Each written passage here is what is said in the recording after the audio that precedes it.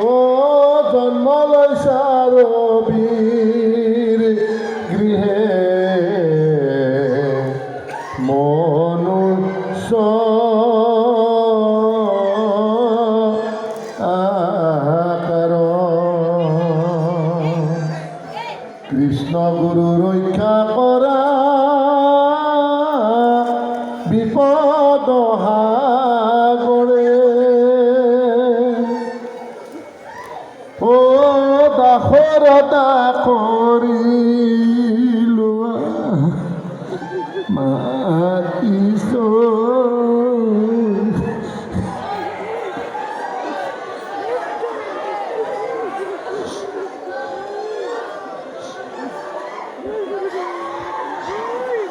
মাতিছ আতৰে ও দাসৰতা কৰি লোৱা মাতিছ কাতৰে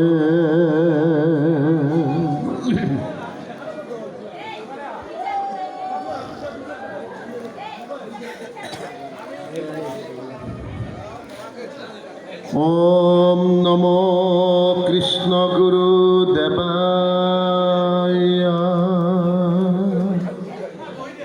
ওম নমো কৃষ্ণ গুরুদেবায়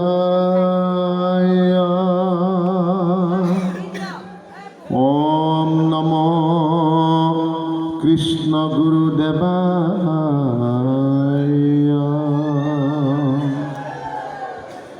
নমো কৃষ্ণ গুরুদেবায়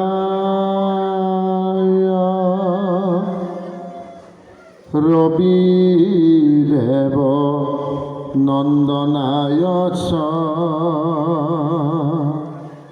সদ্গুরবে মহাপ্রভবে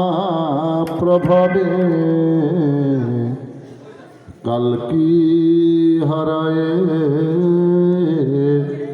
নমো নমঃ নারায়ণ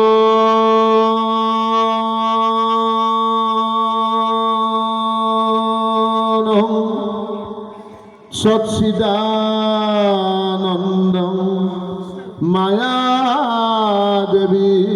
সুতম কল্কিরূপং কৃষ্ণগুরুং বন্দে জগদ্গুরুম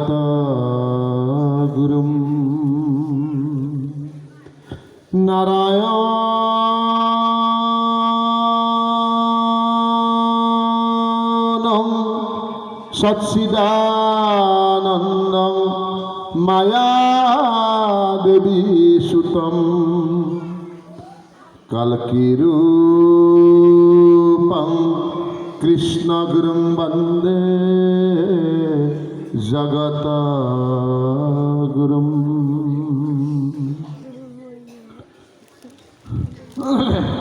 ও এই ক্ষেত্রে হন্ত সাধু গুরু ভকত উপস্থিত যত যত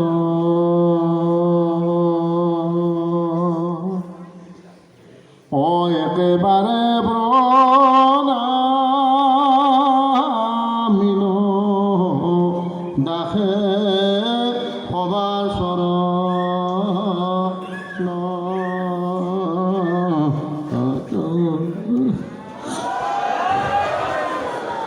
এ কিনো ভাগ্য শরণ দে খিল তোমার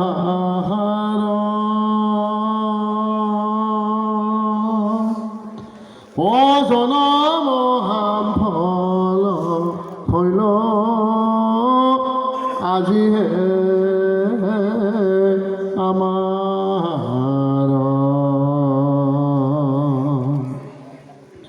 অযদ্যপি ন জানো শাস্ত্র তত্ত্বস্বরূপত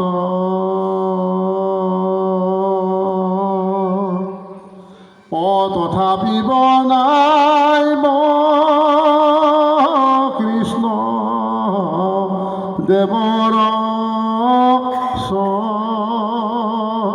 চৰিত্ৰ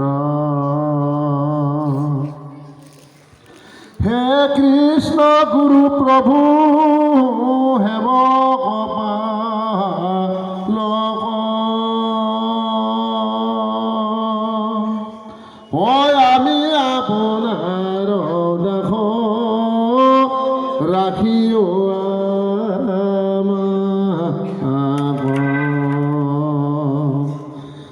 ভৱ উদ্ধাৰৰ হেতু লৈ লৰণ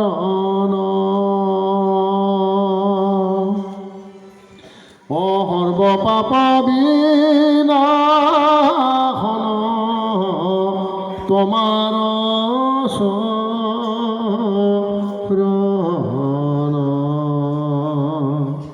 সমস্ত বিঘ্নিৰ দ্বাৰা বাধাহীন হৈ অপূৰ্ণ কামন বাঞ্ছা হেৰানয়া মই সমস্ত বিঘ্নিৰ দ্বাৰা বাধাহীন হুই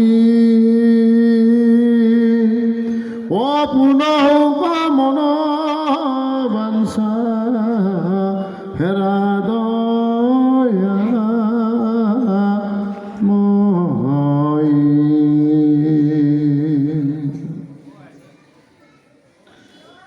জয় জয়তে পৰম কৃপালু পৰম পূজ্যপাত সৃষ্টি স্থিতি প্ৰলয় অধিকাৰী মোৰ চিৰ নমস্য পিতৃ কৃষ্ণগুৰু ঈশ্বৰৰ শ্ৰীচৰণত শতকোটিবাৰ প্ৰণিপাত জনাইছোঁ আৰু আজিৰ এই পুণ্যস্থলী সমবেত হোৱা সমূহ ভক্তা আই মাতৃ অৱস্থানতো আমি সেৱা নিবেদন কৰিছোঁ।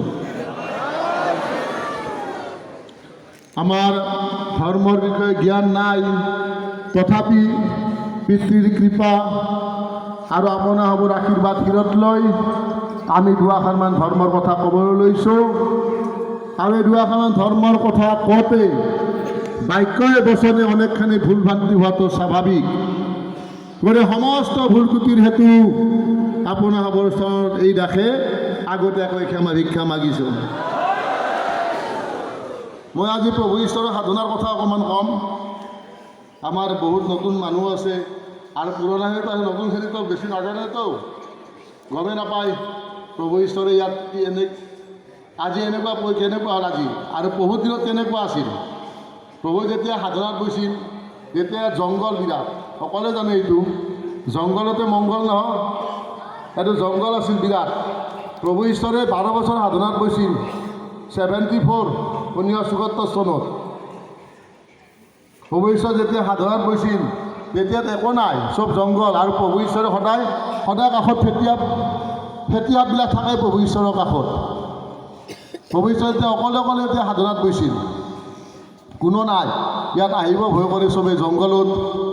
প্ৰভু ঈশ্বৰ সেই সাধনা কৰি 12 বছৰ যেতিয়া প্ৰভু ঈশ্বৰৰ অন্ত হ'ল, 12 বছৰ, আমাৰতো 1 মিনিট নাম ল'ব ধৈৰ্য নাই কাৰো, আছেনে? 1 মিনিট নাম লওঁতে মনটো ক'ৰবাত যায়।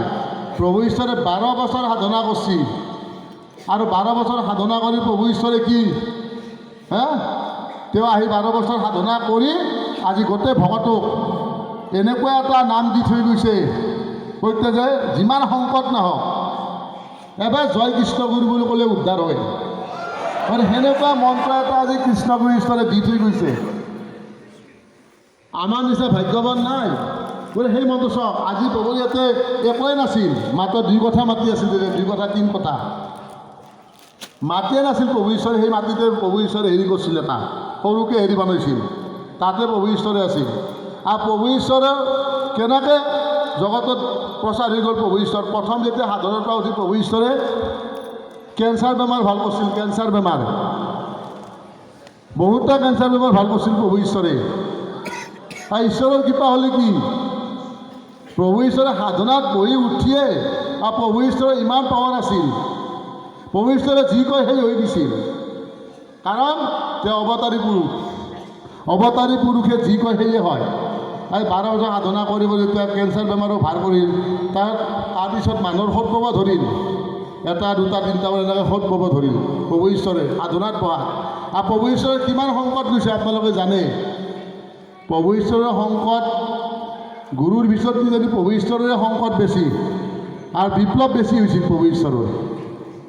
এনেকুৱা বিপ্লৱ হৈছিল ইয়াত প্ৰভু ঈশ্বৰ বুলিহে আচলতে কৰিব পাৰিছে বা থাকিব পাৰিছে প্ৰভু ঈশ্বৰে, নহ'লে অন্য হ'লে মানুহ গুচি যাব লাগিল হয়। কিমান লেখছিল প্ৰভু ঈশ্বৰৰ বিৰুদ্ধে, পেপাৰে পত্ৰ কিমান লেখছিল। প্ৰভু ঈশ্বৰ ৰুম লৰাব পাৰিল না? নোৱাৰিলে। কিয় নোৱাৰে? প্ৰভু সত্য বস্তুৰ কাৰণে আহিছে, সত্যৰ কাৰণে আহিছে। প্ৰভু ঈশ্বৰ সত্যৰ কাৰণে আহিছে, আহাৰ কাৰণে প্ৰভু ঈশ্বৰ আজি ৰুমো লৰাব নোৱাৰিলে। প্ৰভু ঈশ্বৰে আমাক আজি গোটেই ভাৰতবৰ্ষতে ভাবক আপুনি, গোটেই ভকতকে এনেকুৱা এটা বস্তু দি থৈ গৈছে, এবাৰ কৃষ্ণগুৰু বুলি ক'লিয়ে তৰি যায় বুলি কৈছে। সেইকাৰণে মই আপোনালোকক কৈছোঁ, আৰু কোনোদিনে অহংভাৱ নানব, অহংভাৱ যে মই ডাঙৰ মই সৰু, কাৰণ ঈশ্বৰে ডাঙৰ পাতে ন, আৰু ঈশ্বৰে সৰু পাতাতো সময় নালাগে। অৰ্জুনক কিমান পৰীক্ষা কৰিল ভগৱান কৃষ্ণই, কৰিছেনে? তথাপি তেওঁৰ অহংকাৰ ভাঙব পৰা নাছিল, পাৰিছিল নে? অৰ্জুনক অহংকাৰ ভাঙব পৰা নাছিল। এবাৰ কলি ৰাজ্যত গেল, মই কাহিনী এটা কৈছোঁ আপোনালোকক। এবাৰ মানে কলি ৰাজ্যৰ ৰজাৰ কথা ক'লা অৰ্জুনক কৈছে যে ব'লা কলি ৰজাৰ তাতে যাম, বিৰাট প্ৰতাপী। তেতিয়া অৰ্জুনে কৈছে যে মৎস্য প্ৰতাপী আছে না কোনোবা? অৰ্জুনে কৈছে, বোলো বলাছোঁ বলা। গৈ মানে তাত 3টা প্ৰশ্ন আছে ন, 3টা প্ৰশ্ন কৰিব, আৰু যদি 3টা প্ৰশ্নৰ উত্তৰ দিব নোৱাৰে তেতিয়া পতাশালত বান্ধি থ'ব অৰ্জুনক পতাশালত বান্ধি থ'ব। 3টা প্ৰশ্ন ৰাস্তা দি গেলিয়ে গম পাব 3টা হেৰি। প্ৰথমতে কি কৰি আছে? 1 নম্বৰ প্ৰশ্ন, এটা মাইকী মানুহে এটা হাতী নেজত ধৰি ঘূৰাই আছে, এটা মাইকী মানুহে নেজত ধৰি ঘূৰাই আছে, এইটো প্ৰথম প্ৰশ্ন। অৰ্জুন গ'ল। দ্বিতীয় প্ৰশ্ন হ'ল, এটা ব্ৰাহ্মণে মাংস কাটি আছে, এইটো 2 নম্বৰ। আৰু 3 নম্বৰ হ'ল, এটা শিল এনেকৈ ওপৰে যাই আছে, ওপৰেদি যাই আছে। তেতিয়া অৰ্জুনে ভাবিলে যে চালা কলি ৰাজ্যত এইবিলাক কি আৰু কি দেখলোঁ, কলি ৰাজ্যত মোৰ নিচিনা প্ৰতাপী নাইয়ে, এই ৰাজা আৰু কি এইবিলাক দেখলা। তেতিয়া মানে চন্দ্ৰই ৰাস্তাতে আগৰিছি, ৰাস্তাত আগৰি চন্দ্ৰজি কৈছি কি দেখলা? বোলো অমুক দেখলোঁ। এই 3টা প্ৰশ্নৰ উত্তৰ তুমি ৰাজাক দিব লাগিব, দিলেহে তোমাক যাব পাৰিবা, আৰু যদি দিবা নোৱাৰা তোমাক পতাশালত বান্ধি থ'ব। বোলো অৰ্জুনক সুধিল প্ৰথম প্ৰশ্ন, অৰ্জুনেতো উত্তৰ দিব নোৱাৰিলে। যে প্ৰথম প্ৰশ্ন হ'ল যে তীৰতে এটা হাতী ঘূৰাই আছে, তেজত ধৰি ঘূৰাই আছে হাতী। অৰ্জুনে প্ৰশ্নৰ উত্তৰ দিব নোৱাৰিলা, অৰ্জুনক 3টা প্ৰশ্নৰ উত্তৰে দিব নৰাৰ পিছত অৰ্জুনক পতাশালত বান্ধি থলা। এতিয়া লগত আছিলে ভগৱান কৃষ্ণ, আহোঁ গম নাপায় কি ভগৱান বুলি। তেতিয়া কৈছে যে ঠিক আছে, তুমি দিবা লাগিব উত্তৰ কাটা, এই প্ৰশ্নৰ উত্তৰ কাটা। বোলে মই প্ৰশ্নৰ উত্তৰ দিম, কিন্তু এইমাত্ৰ যি লৈ গৈছ মানুহটো, সেইজনক কিন্তু মোকলাই দিব লাগিব। কৃষ্ণটো চব জানে, জগতৰ অন্তৰ্যামী যিহেতু। গৈছে, গৈ মতন তাৰপিছত ক'লে আৰু যে প্ৰথম প্ৰশ্নৰ উত্তৰটো কি কোৱা? বোলে যি নেজত ধৰি ঘূৰি আছে যি তীৰতা এটা হাতীৰ। তেতিয়া ভগৱান কৃষ্ণ কৈছে যে কলিত মাইকীবিলাখানে মতাবিলাকক এনেকৈ ঘূৰাব, মাইকীবিলাখানে মতাবিলাখানক সেনেকৈ ঘূৰি থাকে। আৰু আজিও ঘূৰি আছে, হয়নে নহয় কওক? আজিও ঘূৰি আছে। মতাবিলাক সেনেকৈ ঘূৰাব, হাতীটো যেনেকৈ ঘূৰাইছে নেজত ধৰি, কলিত মতাবিলাখানো মাইকীবিলাখানে সেনেকৈ ঘূৰি থাকিব। আৰু 2 নম্বৰ প্ৰশ্নৰ উত্তৰ, বোলে মাংস আছে সদাচাৰ নাথাকিব সমাজত, লোকমাজত সমাজৰ সদাচাৰ নাথাকিব। আৰু 3 নম্বৰ, এইবিলাক তোলা হৈ যেনে মন পাতলা হৈ তোলা শিলৰ নিচিনা উৰি ফুৰিব, তলুৱা হৈ উৰি ফুৰিব। এই 3টা প্ৰশ্নটো ভগৱান কৃষ্ণই দিলা। দিয়াতে ৰাজাই কৈছে যে তুমি সাধাৰণ মানুহ নহয়, তুমি নিশ্চয় অৱতাৰী বুলি মোক পৰিচয় দিয়া। ভগৱান কৃষ্ণই নিজে পৰিচয় দিলা, আৰু পৰিচয় দিয়াৰ পিছত গুচি গ'ল, অৰ্জুনকো লৈ গ'ল। তে অৰ্জুনক চাওঁ, অৰ্জুনকতো কুৰুক্ষেত্ৰ যুদ্ধৰ সময়ত প্ৰথমৰ পৰা আছে অৰ্জুন। অৰ্জুনৰ কিয় অহংকাৰ ভাঙা নাই? কাৰণ অৰ্জুনে শৰণ লোৱা নাছিল আৰু অৰ্জুনে বুজিও নাপায়, কাষত থাকিলেও বুজি নাপায়। আপোনালোকে ভাবে যদি যে মই প্ৰভুৰ কাষত সদায় থাকোঁ, প্ৰভুৰ তত্ত্ব নাপাব, পাব তত্ত্ব যদি প্ৰভুত আশ্ৰয় লয়। সেইকাৰণে অষ্টাদশতহে অৰ্জুনক শৰণ দিছে। কিয়? গুৰুৰ কাষত থাকিলেও কোনো একো তত্ত্ব বুজি নাপায়। সেইকাৰণে গীতাত লিখিছে, অ গুৰু উপদেশে নানা শাস্ত্ৰ খবৰ, অ তথাপি বিচাৰি মৰ তত্ত্ব নপায়। যে গুৰুৰ ওচৰত থাকিলে যে তত্ত্ব পাব সেইটো নহয়, তত্ত্ব নাপাব পাৰে। কিয়? তেওঁ আশ্ৰয় লোৱা নাই। সেইকাৰণে আমি চাৰাণ্ডাৰ বুলি কওঁ। প্ৰভুৰ ওচৰত চাৰাণ্ডাৰ কৰাৰ পাছতহে প্ৰভুৰ তত্ত্ব বুজি পাব। গতিকে অৰ্জুনক বিশ্বৰূপ দেখাইছিল, গোটেই বিশ্বৰূপ দেখাইছিল নে অৰ্জুনক? কিন্তু অৰ্জুনে বুজি পোৱা নাছিল। অৰ্জুনৰ অৱস্থা কি হ'ল? যা ধনু টংকাৰত গোটেই পৃথিৱী কঁপি থাকে অৰ্জুনৰ, কিন্তু সেই অৰ্জুনৰ অৱস্থাও বেয়া হ'ল। কিয়? অহংকাৰে মানুহৰ পতন আনে। আৰু আমাৰ ভকতসকলক মই এটা কথা কৈছোঁ, সদায় আত্মজ্ঞানটো ৰাখিব লাগে, দেহ ভাৱ ৰাখিব নালাগে। আত্মজ্ঞান যোনে ৰাখে তাই মানে হিংসা দেশ এইবিলাক কৰিব নোৱাৰে, আৰু হিংসাৰে ভাৱটো নাহেও। আত্মা ভাৱটো বৰ ডাঙৰ বস্তু। আত্মাৰ কাৰণে আপুনি চাওক, আমাৰ শাস্ত্ৰতো লেখা আছে, কাৰণ আমাৰ দেহটো অসাৰ, সকলোৱে কৈ আছে দেহটো অসাৰ, কাৰণ দেহটোৰ মৃত্যু অনিবাৰ্য। কিন্তু আত্মা মৃত্যু নাই, তাক জুইও পুৰাব নোৱাৰে, পানীৰো ভিজাব নোৱাৰে।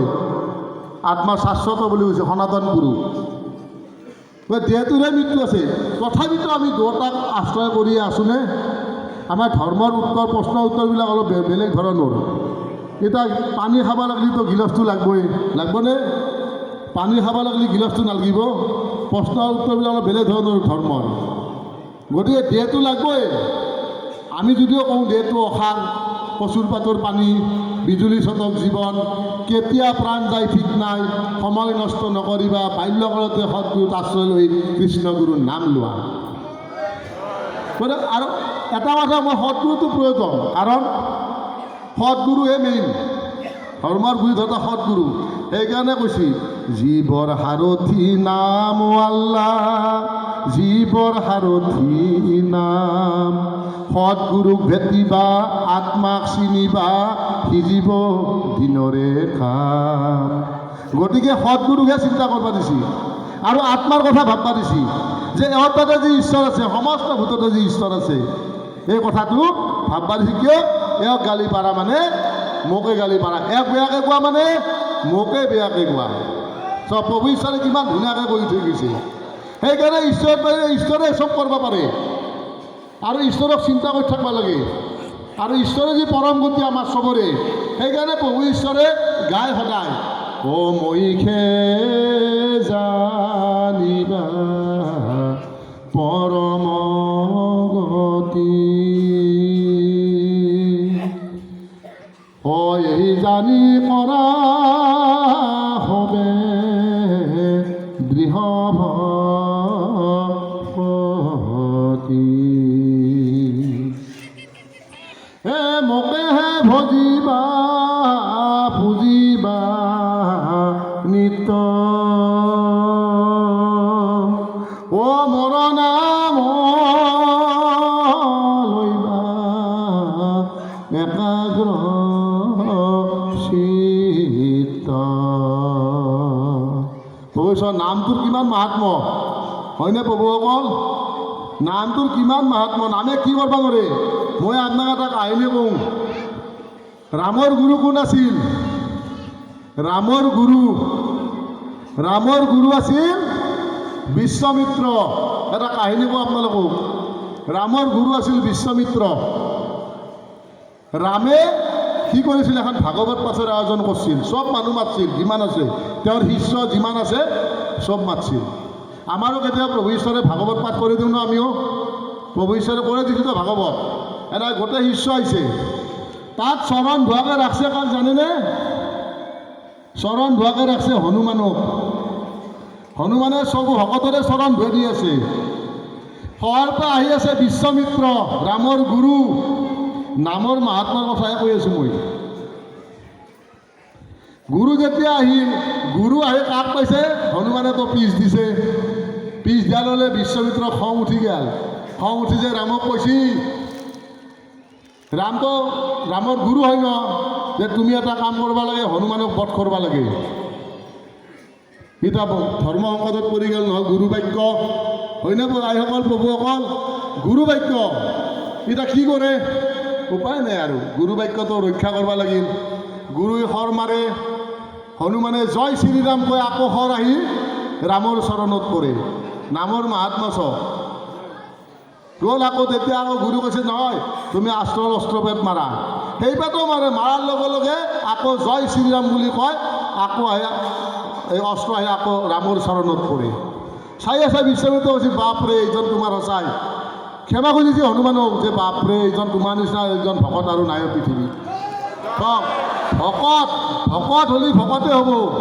আমাৰ সেইকাৰণে কৈছে যে মানুহ আজি এক মানুহ তৈয়াৰ কৰা কাৰখানা হয়নে নহয় বোলে মানুহে হ'ব চেষ্টা কৰবা যত্ন কৰিব লাগে মানুহ হওক যে মই এজন মানুহ হ'ম সমাজৰ লোকহিতাৰ্থে মই কাম কৰিম এজন মানুহে দেখাই দিবা পদবী ডাঙৰ কথা নহয় যে মই অমুক পদত আছোঁ পদবীটো ডাঙৰ কথা মানুহ হৈ না নহয় কাৰণ এই মানুহ তৈয়াৰ যি কৰি আছে আজি কৃষ্ণ হিচাপে আমি ইয়াতে তৈয়াৰ কৰি আছোঁ আমি ল'ৰা ছোৱালী তৈয়াৰ কৰি আছোঁ ইয়াত প্ৰভু ঈশ্বৰে দিছে ন স্কুলীয়া শিক্ষাৰ লগত আধ্যাত্মিক জ্ঞান প্ৰদান কৰা আধ্যাত্মিক জ্ঞানে মানুহক সংযমী আৰু আয়ুস বৃদ্ধি কৰে আধ্যাত্মিক জ্ঞানে মানুহক একাত্মবোধ কৰে একাত্মবোধে জগতত শান্তিৰ মূল আজি প্ৰভু ঈশ্বৰে অমূল্য বাণী দি থৈ গৈছে আমাক খালি বাণীকেইটা ফ'ল' কৰিব লাগে কিন্তু কি হ'ব আমাৰ এখন কাণেদি শুনিছোঁ এখন কাণেদি ওলাই গৈছে আৰু উপলব্ধি কৰা প্ৰভুৱে অকল আমাৰ ভকতৰ প্ৰেম অকণমান কমি গৈছে এই প্ৰেমটো সদায় থাকিব লাগিব প্ৰভু ঈশ্বৰে প্ৰেমৰহে নদী দিছিল আমাৰ সকলোকে দিছিল নে নাই প্ৰভু ঈশ্বৰে সমাজ গঠন কৰিব লাগিলে নিজে ঠিক হ'ব লাগিব নে নাই নিজৰ লগত নিজৰ ঘৰখনৰ পিছতে সমাজখনৰ পিছত দেশখনৰ পিছতে গোটেই ভাৰতবৰ্ষী নিজকে আগতে জানিব লাগিব মই ক'ৰ পৰা আহিছোঁ মোক কোনে আনিছে জন্ম মৃত্যুৰ গৰাকী আমি নেকি প্ৰভু আমি নেকি প্ৰভু ঈশ্বৰে ভক্তিগীতত লেখছি প্ৰভু ঈশ্বৰে ভক্তিগীত লেখছি না লেখা নাই ও আদি শুদ্ধ হৰি সৃষ্টি সৃজন কৰই ও তাহাৰ কথাকে জন্ম মৃত্যু হবে জন্ম মৃত্যুৰ গৰাকী কোন ঈশ্বৰ কৃষ্ণ গুৰু তেওঁৰ তাতে হাতত আছে আমাৰ হাতত নাই জন্ম মৃত্যু জন্মিলে মৃত্যু অনিবাৰ্য কিন্তু পুনৰ্জন্ম অনিবাৰ্য নহয় পলম নকৰি কৃষ্ণগুৰু নামত শৰণ লোৱা পুনৰ্জন্ম অনিবাৰ্য নহয় এতিয়া পুনৰ্জন্ম অনিবাৰ্য নহয় বুলি কৈছে প্ৰভু ঈশ্বৰে আকৌ চাওকচোন গীতাত লিখিছে কি প্ৰভু এইকাৰণে ধৰ্মৰ প্ৰশ্ন উত্তৰবিলাক বেলেগ ধৰণৰ আপোনাৰ গীতাত কি লিখিছে এটা জোকে কি কৰে এডাল টিনত ধৰি আন এডাল টিনত যায় নে নাযায় আৰু চলা হলা বুলি কৈছে নহয় প্ৰভুই কৈছি না কনাই চলা হালা বুলি কৈছিল যে চলা যেনেকৈ এটা হালৈ দেও হালে থাকে চাওকচোন আৰু যাই য'তে নপৰক মাটিতে পৰব যাই য'তে নমৰক কৃষ্ণগুৰু তাতে লীন হৈ যাব লাগিব সেইকাৰণে থাকা এটা দিন যেদিন থাকোঁ আমি পৃথিৱীত আছোঁ কৰ্ম কৰিম ধৰ্ম কৰ্ম এই দুটা বস্তু আগত ধৰ্ম তাৰপিছতহে কৰ্মই ধৰ্ম নহয় মানে বহুতে কয় যে কৰ্মই ধৰ্ম কিয় আমাৰ প্ৰভু ঈশ্বৰে কৈছে যিজনে কৰে কৰ্ম হিত মহা পাপী নকৰই যদি কৰ্ম যাই অধগতি তা কি বুজিছি যিজনে কৰে কৰ্ম হিত মহাপাপী বুলি কৈছি নকৰই যদি কৰ্ম যায় অধগতি গতিকে লোকহিতাৰ্থে কৰ্মৰ কথা কৈছে প্ৰভু ঈশ্বৰে এই কৰ্মৰ কথা বনাই গতিকে ভাবক আপোনালোকে গোটেই ভাবি চাব প্ৰভু ঈশ্বৰে যিবিলাক লিখি থৈ গৈছে আৰু আখৰে আখৰে পালন কৰিব পাৰিলেহে জীৱনটো ধন্য বুলি ভাবোঁ। আৰু যে আখৰে আখৰে পালন কৰিব নোৱাৰে জীৱনটো ধন্য নহয়। এই যে মনুষ্যতনো পাইছোঁ, পাওঁ যে কৃষ্ণগুৰুক পাইছোঁ আৰু বেলেগ চিন্তা নকৰোঁ। কিয়? কৰ্ম কৰি যাম আৰু প্ৰভুৰ নাম লৈ উঠিয়ে কৰ্ম কৰিম। প্ৰভুটোক আকৌ হাক দিয়া নাই যে তুমি কৰ্ম কৰা, ফল আশা নকৰিবা। প্ৰভু ঈশ্বৰে কৈছে ন, ফলৰ গৰাকী মই, কৰ্ম কৰ তুই। সেইকাৰণে সকাম কৰ্ম আৰু নিষ্কাম কৰ্ম, সকামত মানুহ যদি কাম কৰে সেই কৰ্মফলবিলাক ৰৈ যায়, কিন্তু নিষ্কামীজনৰ কামবিলাক কি? সদায় লোকহিতাৰ্থৰ কাম। কেনেকৈ সমাজখন উদ্ধাৰ কৰিব পাৰি, সমাজৰ মানুহবিলাক কেনেকৈ উদ্ধাৰ কৰিব পাৰি, আমাৰ কাম হ'ল সেই। প্ৰত্যেকজন ভকতৰ আৰু হীৰা ওপৰেৰে প্ৰভু ঈশ্বৰ আছে, চবৰে হৃদয়ত প্ৰভুৱে আছে। বেলেগত যাব লাগে। ভকত বৰ ডাঙৰ বস্তু। মাধৱদেৱ গুৰুজনে নামঘৰত কি লিখছি? অ হৰিৰ পৰম প্ৰিয়তম নাই, নিজ ভকত পৰে। অ হেন ভকতক যিজনে নিন্দয়, অ হৰিকেশে নিন্দা কৰে। ইমান ধুনীয়া মাধৱদেৱ গুৰুজনাই লেখছি নামঘোষাত। গতিকে এওঁ হিংসা কৰা মানে ঈশ্বৰক গালি পাৰা মানে ঈশ্বৰক গালি পাৰা। ইমান ধুনীয়াকৈ লিখি থৈ গৈছে মাধৱদেৱ গুৰুজনাই ঘোষাবিলাক। সেইকাৰণে আমি চব আমি শুইহে আছিলোঁ, আমাক জাগ্ৰত কোনে কৰিছিল? হা, মাধৱদেৱ গুৰুজনাই ঘোষাত লেখছি, হয়নে নহয়? অ ব্ৰহ্মাই আদি কৰি জীৱ যত, অ ৰাম ৰাম ৰাম ৰাম ৰাম, অ মায়া হৈছে মাজে আশয় ঘুমতি যায়। অ তুমি হে চৈতন্য সনাতন, ও ৰাম ৰাম ৰাম ৰাম ৰাম, ও আমিও চেতন নিয় নাথ জগাই।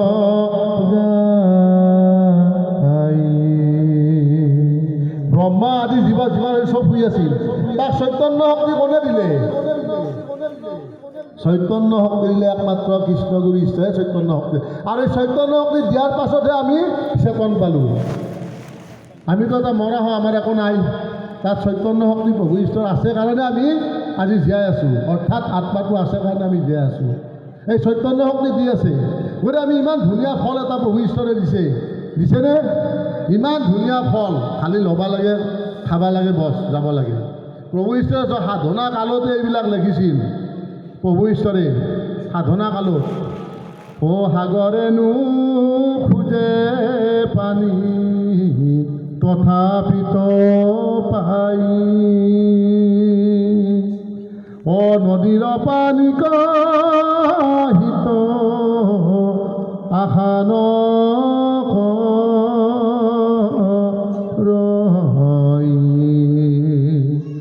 এ বগৰী ফলক খাই বৰ স্বাদ পাই, ও ভিতৰৰ গুটি গতা শ্ৰদ্ধা নকৰই, ও সেই গুটি হন্তে জানা অংকুৰ গজই, ও ভকতসকলে তাংক শ্ৰদ্ধা কৰি লয়, এ বজোৱা বাহিৰ সুৰ অতি কইম থুৰ, ও নবজা বাহিৰ সুৰ তাত সুমধুৰ। কিমান তত্ত্ব গধুৰ কথা প্ৰভু ঈশ্বৰে লিখি থৈ গৈছে। সেইবিলাক যদি আমি অকণমান যদি ৰাইজৰ আগত বিলাই দিওঁ তেতিয়াহ'লে প্ৰভু ঈশ্বৰে কি শান্তি নাপাব জানো? প্ৰভু ঈশ্বৰৰ সকলোৱে হৃদয়ত আছে, বেলেগত নাই ঈশ্বৰ, চব হৃদয়তে থাকে ঈশ্বৰ, কিন্তু ল'ব পৰাটোহে আমাৰ। প্ৰভু ঈশ্বৰে ইমান ধুনীয়াকৈ দি থৈ গৈছে, চব যোগাৰ কৰি দিছে, খালি আমি খাব লাগে। এনেকুৱাকৈ যোগাৰ কৰি থৈ দিছে প্ৰভু ঈশ্বৰে, খালি আমি খাব লাগে। সেইকাৰণে মনুষ্য জন্ম পোৱাটো বৰ টান। কৌটি কৌটি জন্মৰ পুণ্যৰ ফলত মানৱ জীৱন লাভ কৰে। ই হেন মনুষ্য তনু পাই হৰিক নভজি পশুৰ দৰে কেৱল বিষয় কৰ্মতে লিপ্ত হৈ জীৱন বিফল নকৰিবা। আমাৰ বহুতে কয় ন প্ৰেমটো ঈশ্বৰৰ ক্ষেত্ৰত, প্ৰেমটো অকল ঈশ্বৰৰ ক্ষেত্ৰতে নাথাকে। প্ৰেমটো এতিয়া চকুৰ দুটা দিছে ঈশ্বৰৰ ৰূপ চোৱাৰ কাৰণে, হাত দুখান দিছে ঈশ্বৰৰ কৰ্ম কৰবা, ভৰি দুখান দিছে ঈশ্বৰত এবাৰ তুমি দৰ্শন কৰা যায়, কাণ দুখান দিছে ঈশ্বৰৰ গুণানুকীৰ্তন, সাধু অংগ। প্ৰভু ঈশ্বৰে কৈ থাকে সাধু অংগ অনুসৰা কৃষ্ণ কথা কৰ্ণ ভৰা পিয়ন্তে আপদ কৰা দূৰ। ঐ আপদক জানা নুহি আপদ, ও সম্পদক জানা নুহি সম্পদ। আপদ জানা হৰি বীৰ পতি, সম্পদ জানিবা হৰিৰ ভক্তি। অমূল্য সম্পদ আমাক দি থৈ গৈছে। এবাৰ যদি নাম লৈ যদি মৃত্যুৰ সময়ত এবাৰ যদি নামটো আহে যে তুমি প্ৰভুৰ তাতে ডাইৰেক্ট লিড হৈ গেলা, ডাইৰেক্ট প্ৰভুৰ জেগা পালা তুমি। আৰু নাম লৈ যদি পৰি নৰি মৃত্যুমুখত পৰে তেতিয়া তুমি জানবা ডাইৰেক্ট প্ৰভুৰ তাতে গেলা। নহ'লে বা আকৌ এই সংসাৰত যাতনা ভোগ কৰিব আহিব লগা হ'ব। সেইকাৰণে মুখত সদায় নাম, কৃষ্ণগুৰু নামটো সদায় মুখত থাকিব লাগে। খাওঁতে উঠোতে বহোতে য'তে নাযাওঁ, অফিচত গৈছোঁ কৃষ্ণগুৰু বুলিয়ে গৈছোঁ, ক'ৰবাত গৈছোঁ, স্কুলত গৈছোঁ, বজাৰত গৈছোঁ, কৃষ্ণগুৰু বুলিয়ে কৈছোঁ। কিয়? সেই সময়তো তোমাৰ সংকট আহিব পাৰে, কাৰণ চৰণেহে জানে মৰণত ঠাই। তোমাৰ মৃত্যু অনিবাৰ্য, তোমাৰ মৃত্যুটো, কিন্তু মই তোমাক ৰক্ষা কৰিছোঁ। কিমান বিপদৰ পৰা ৰক্ষা কৰিছে আমাৰ ভকতসকলক, আৰু ভকতক মই বহুত ডাঙৰ বুলি ভাবোঁ। কিয়? প্ৰভু ঈশ্বৰে আমাক কৈছে যে ভকত মোৰ সম্পদ, আৰু ভকতত বাহিৰে মই ডাঙৰ কাকো নাভাবোঁ। কাৰণ প্ৰভু ঈশ্বৰে বাৰেৰে কৈছে যে সৃষ্টি নহ ভগৱান, শিষ্য নহ গুৰু, ছাত্ৰ নহ শিক্ষক একে। আপোনালোকৰ কাৰণেহে আজি আমাৰ হেৰিটো থাকে, আপোনাৰ নহ'লে আমাৰো কাম নাই। য'তে নহয় গুৰু বিৰাট সাধনাই কৰক, যদি শিষ্য নাথাকে গুৰুৰ তেতিয়াহ'লে সেই গুৰুৰ কাম নাই বুলি কৈছে প্ৰভু ঈশ্বৰে। আৰু ছাত্ৰ যদি নাথাকে সেই শিক্ষকৰো কাম নাই। সি যিমান বিলাতত পাছ কৰে বোলে master degree M A triple M A, তথাপিতো কাম নাই যদি ইয়াৰ ষ্টুডেণ্ট নাথাকে। গতিকে আমাৰ চোৱা আজি ভকত মিলন, ভকত মিলন, ভকত বৰ ডাঙৰ বস্তু। মই আপোনাক বাৰে বাৰে ব্যাখ্যা কৰি আছোঁ, পাহৰি নাযাওঁ। ভকত তৎক্ষণাত ভক্ষণ কৰা, সহজত তৎক্ষণাত ভক্ষণ কৰা। আৰু ভগৱন্তৰ নাম কীৰ্তন কৰি জুৰি থাকে সেইজনে হৈছে ভকত। ঈশ্বৰে গুণানুকীৰ্তন সদায় সদায় মতলীয়া।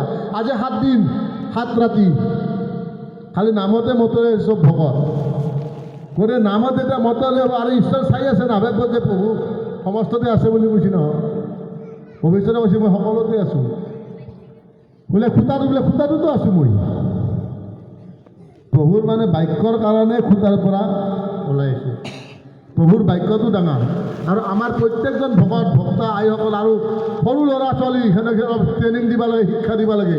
এতিয়া যুৱ সমাজ বুলি ক'লে এতিয়া বেছি মানে কি প্ৰেমটো নোহোৱা হৈ গৈছে, যুৱতী বুলি ক'লে প্ৰেমটো নোহোৱা হৈ গৈছে। প্ৰভু ঈশ্বৰে কি কৈ গৈছিল আমাক সেইখিনিয়ে আমি মনত ৰাখিব লাগিব। আজি যুৱ সমাজৰ, মইতো বহুত কথা শুনি যুৱ সমাজৰ, তেওঁলোকে ত্যাগ কৰিব লাগিব। ইয়াক ত্যাগ কৰিলেহে পাৰিব। মনোভাৱটো সদায় ত্যাগৰ মনোভাৱ লাগিব আমাৰ যুৱ সমাজ। কালি ৰাতিও কিবা এটা আছে মই কোনাই কথাই এইটো হ'ব নালাগে, কাৰণ ইয়াত প্ৰেমৰ প্ৰভু ঈশ্বৰে কৈছে আত্মা প্ৰেম চবতে আছে। মানে আত্মা প্ৰেম বজাই ৰাখিব পাৰিলে কৃষ্ণগুৰু ঈশ্বৰে কৃপা কৰিবই, তাৰ আৰু প্ৰশ্নই নাই। যদি আমি আত্মা প্ৰেম বজাই নাৰাখোঁ, প্ৰভু ঈশ্বৰে কৈছে নহয় লতপত কৰিলে মই ঘটমত কৰিম। প্ৰভু ঈশ্বৰে কৈছিল লতপত কৰিলে কিন্তু ঘটমত কৰিম। প্ৰভু ঈশ্বৰক আমি দিব লাগিব, তেতিয়াহে আমাক প্ৰভু ঈশ্বৰে দিব। আমি যদি প্ৰভু ঈশ্বৰক নেদোৱে আমাক কিয় দিব প্ৰভু ঈশ্বৰে?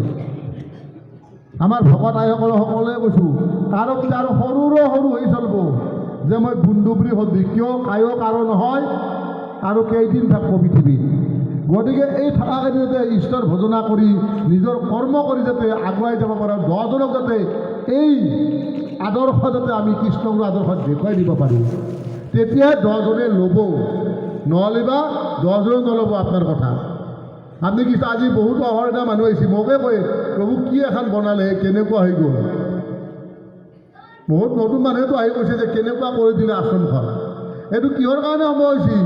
অকল প্ৰভু ঈশ্বৰৰ, কিয় আমি নিমিত্ত হিচাপে কৰিছোঁ, আমাক নিমিত্ত হিচাপে কৰিব দিছে যে ময়ো কৈছোঁ এটি নহয়। প্ৰভু ঈশ্বৰে কৈছে ন, অ মিছাতেই মোৰ মোৰ বুলি কিয় মৰা, অ নিজে ভাবি চোৱা হবে আইলা কৈৰ পৰা। পঢ়ে থাকে তই নিজে কৰ পাই আছা, ময়ে তোক আনছোঁ। গতিকে তোৰ যিখিনি কৰ্ম সেইখিনিহে কৰ, তোক মই যিখিনি দায়িত্ব সেইখিনিহে কৰি যা। গতিকে আমাৰ প্ৰভুৱে সকলো কৈছোঁ, ইমান আমাৰ বিকাল ভকত, আমাৰ ইমান এনেকুৱা এটা অনুষ্ঠান আমাৰ কৃষ্ণগুৰু গোটেই বিশ্বই জনা হৈছে আজিকালি। আজিকালি বিশ্বই জানে কৃষ্ণগুৰু অনুষ্ঠান বুলি ক'লে। গতিকে আমাৰ গোটেই ভকত যুৱক যুৱতীৰ পৰা কৈছোঁ মই, গোটেই আমাৰ একচুৱেলি প্ৰেমটো দিব পাৰিব লাগিব সকলোকে। আমাৰ মাজতে যদি মিলা প্ৰীতি নাথাকে আনক আমি সেই ৰাস্তাটো দেখাব নোৱাৰিম। কাৰণ মই কৈছোঁ বাৰে বাৰে, মই নিজে ঠিক হ'লেহে আনক ঠিক কৰিব পাৰিম, নিজে ঠিক নোহোৱাকৈ আনক ঠিক কৰিব নোৱাৰে। সেইটো নুশুনিব, কৰোঁতে নুশুনে। গতিকে আমাৰ কৈছোঁ কিয় প্ৰত্যেক ভকতসকলক কৈছোঁ, আপুনি চব কেনেকুৱা প্ৰভু ঈশ্বৰে আজি দি থৈ গৈছে ইমান ধুনীয়া এটা অনুষ্ঠান, আমাৰ ফাউণ্ডেশ্যন চব দি থৈ গৈছে, খালি আমি কামখিনি কৰিব লাগে। আমাৰ ভকত প্ৰভুৱে সকলোক কৈছোঁ, প্ৰভুৰ বাক্য এতিয়া নাম সকলোৱে নাম 1 ঘণ্টা লয়নে ঘৰত? প্ৰভুৱে অকল নাম ল'ব, সংকট কিন্তু আৰু আহি আছে। প্ৰভু ঈশ্বৰৰ যিবিলাক বাক্য আৰু সংকট আৰু ডাঙৰ বেমাৰ আহি আছে, কিন্তু প্ৰভু ঈশ্বৰৰ এইবিলাক প্ৰভু ঈশ্বৰৰ কল্কি মাহাত্ম্যত লিখি থৈ গৈছে। আজি ৭৪ চনতে প্ৰভু ঈশ্বৰে লিখি থ, এইটো আমি লেখা নাই, প্ৰভু ঈশ্বৰে লেখা। আৰু প্ৰভু ঈশ্বৰৰ বাক্য প্ৰত্যেকটা ফলিছেনে ফলনে কওক? অচিন ৰোগ ব্যাধি হৈছে না, হাহাকাৰ গোটেই দেশতে গোটেই বিশ্বতে ত্ৰাসৰ সৃষ্টি হৈছেনে অচিন ৰোগ? গতিকে আমাৰ একমাত্ৰ সম্বল এই অচিন ৰোগৰ পৰা ৰক্ষা কৰা একমাত্ৰ সম্বল হ'ল কৃষ্ণগুৰুৰ নাম। প্ৰাণ থাকে মানে নাম নেৰিবা নেৰিবা নেৰিবা। গতিকে আমাৰ সম্বল নামহে, নামত বাহিৰে আমাৰ গতি মুক্তি একো নহয়, নামেহে আমাক চব কৰিব। আজি আমাক ৰক্ষা কৰিছে কোনে? আজি বৃহৎ কিমানৰ বেমাৰ হৈছে, কিন্তু ঈশ্বৰ কৃষ্ণগুৰু ভকতৰ কোনটো হৈছে কওকচোন? কিমান ধুনীয়াকৈ কিয় চলি আছে আমাৰ যে কৃষ্ণগুৰু আছে। গতিকে আমাৰ এটা মনোবল আছে।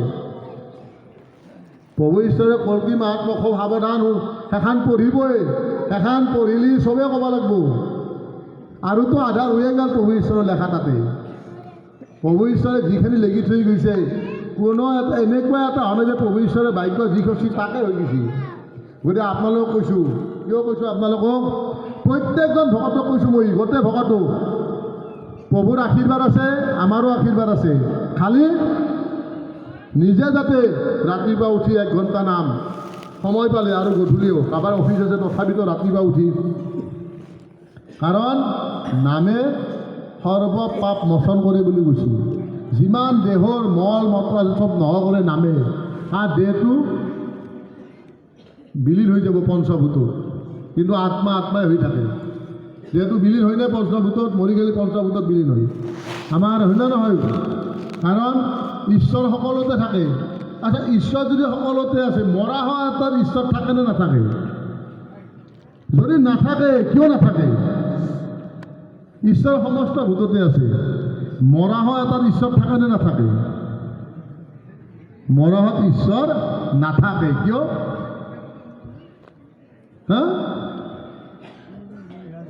কি মৰা হোৱাত ঈশ্বৰ আছে না নাথাকে? আত্মাটো ওলাই যোৱাৰ পিছত কি বুলি কয়?